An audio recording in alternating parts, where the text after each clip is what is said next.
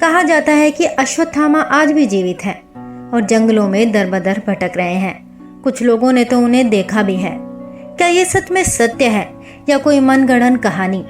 चलिए जानते हैं इसके पीछे आखिर सच क्या है। यह जानने के लिए कि अश्वत्थामा कौन है, द्रोणाचार्य के बारे में जानना आवश्यक है। भगवान शिव जैसे पराक्रमी पुत्र की प्राप्ति के लिए द्रोणाचार्य ने कई वर्षों तक भगवान शिव की तपस्या की थी, जिससे उन्हें द्रोणी यानी कि अश्वत्थामा की प्राप्ति हुई। अश्वत्थामा के पास भगवान शिव के जैसी वीरता थी। अश्वत्थामा एक शक्तिशाली योद्धा था जिसने कौरवों की ओर से पांडवों के विरुद्ध लड़ाई लड़ी थी।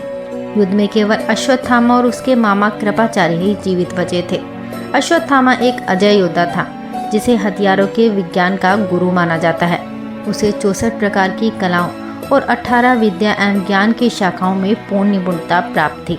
धार्मिक ग्रंथों में कहा गया है कि वह अगले व्यास और सप्त ऋषियों में से एक होगा। अश्वत्थामा 7 चिरंजीवियों में से एक है।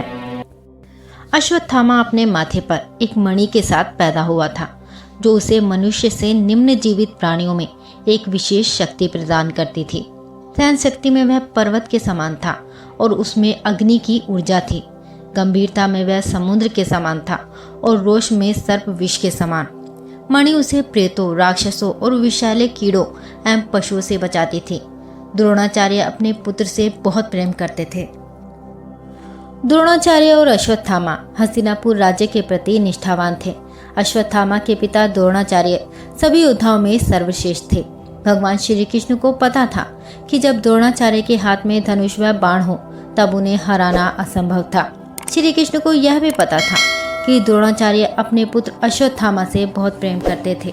इसलिए उन्होंने युधिष्ठिर और अन्य पांडवों को यह सुझाव दिया कि यदि वे उन्हें यह यकीन दिला दें कि उनके पुत्र की युद्ध क्षेत्र में मृत्यु हो गई है तो द्रोणाचार्य दुखी हो जाएंगे और दुख में अपने आप को निरस्त्र कर देंगे। भगवान श्री कृष्ण ने यह सुझाव दिया कि भीम अश्वत्थामा नामक हाथी को मारकर द्रोणाचार्य के सामने यह दावा करेंगे कि उन्होंने द्रोणाचार्य के पुत्र अश्वत्थामा को मार दिया है। हाथी को मारने के बाद भीम ने जोर जोर से यह घोषणा की कि उन्होंने अश्वत्थामा को मार डाला, किंतु द्रोणाचार्य ने भीम के कथन पर भरोसा नहीं किया और वे युधिष्ठिर के पास पहुंचे। द्रोणाचार्य को युधिष्ठिर के सत्य के प्रति दृढ़ निश्चय का पता था और वे जानते थे कि वे कभी झूठ नहीं बोलेंगे। द्रोणाचार्य युधिष्ठिर के पास पहुंचे और उन्हें पूछा क्या उनके पुत्र की मृत्यु हो चुकी है। उत्तर में युधिष्ठिर ने कहा अश्वत्थामा की मृत्यु हो चुकी है, किंतु वह एक हाथी था, आपका पुत्र नहीं। कृष्ण यह भी जानते थे कि युधिष्ठिर के लिए झूठ बोलना असंभव था। उनके आदेश पर अन्य योद्धाओं ने तुरही और शंख बजाते हुए इस तरह से प्रसन्नता का शोर मचाया कि द्रोणाचार्य को केवल इतना ही सुनाई दिया कि अश्वत्थामा की मृत्यु हो चुकी है। वे युधिष्ठिर के उत्तर का दूसरा हिस्सा सुन ही नहीं पाए। व्यथा से परिपूर्ण अपने पुत्र को मरा हुआ मानते हुए द्रोणाचार्य अपने रथ से उतर गए, अपने अस्त्र शस्त्र त्याग दिए और समाधि में बैठ गए। अपने नेत्रों को बंद कर उनकी आत्मा अश्वत्थामा की आत्मा की खोज में नक्षत्रीय यात्रा पर स्वर्ग में चली गई। जब वे निहत्थे थे तो उन्हें मार दिया गया था। इस प्रकार युद्ध के 18वें दिन गुरु द्रोणाचार्य भगवान कृष्ण और पांडवों द्वारा इस्तेमाल किए गए अनुचित साधनों द्वारा मारे गए थे। इस घटना से अश्वत्थामा को गहरा झटका लगा और उन्होंने किसी भी मूल्य पर पांडवों के अध्याय को समाप्त करने का फैसला किया। कौरवों की हार के बाद युद्ध की आखिरी रात में अश्वत्थामा बहुत ही बेचैन और परेशान एक पेड़ के नीचे बैठा हुआ था। एक उल्ले ने कोए के समूह से लड़ते हुए उसका ध्यान आकर्षित किया।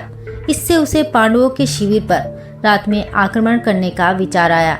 कुछ जीवित योद्धाओं के साथ उसने रात को शिविर पर आक्रमण किया।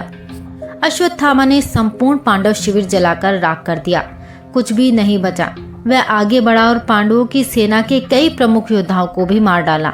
उसने पांडवों के 5 पुत्रों को यह सोचकर कि वे 5 पांडव भाई हैं, सोते हुए मार दिया। कहानी के कुछ संस्करणों में वह जानता था कि वे पांडव नहीं थे, लेकिन फिर भी उन्हें मार दिया क्योंकि वह उसके पिता को ढूंढ नहीं पाया था। अश्वत्थामा का मानना था कि उसके लिए अचानक पांडवों पर हमला करना उचित था, क्योंकि उसके पिता की हत्या भी अन्यायपूर्ण ढंग से की गई थी। हालांकि वह अपने प्रतिशोध को उचित मानता था, लेकिन उसे अपने ही पक्ष के लोगों ने चेतावनी दी थी कि ऐसा नहीं है। जब पांडव रात के बाद भगवान श्री कृष्ण के साथ शिविर में लौटे तो अश्वत्थामा के इस कृत्य पर क्रोधित श्री कृष्ण ने अश्वत्थामा को कलयुग के अंत तक अमरता एवं मृत जीवन का शाप दिया और अश्वत्थामा के मस्तक की मणि को यह कहते हुए ले लिया कि यह घाव कभी नहीं भरेगा। यह कहानी अविश्वसनीय जैसी है, किंतु फिर भी अश्वत्थामा की कथा पर हिंदू धर्म के लोगों का विश्वास है। कहा जाता है कि एक 5000 वर्षीय व्यक्ति भारत के उत्तर प्रदेश राज्य के कुछ मंदिरों में रहते हुए पाया गया है।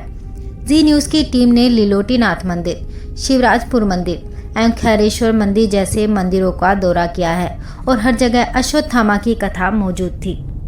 समाचार चैनल के विशेषज्ञ मंदिर के बंद दरवाजों के बाहर पूरी रात अपने कैमरों के साथ रुके थे ताकि पता चल सके कि कौन अंदर आता है और द्वार खुलने से पहले मूर्तियों को फूल व जल चढ़ाता है।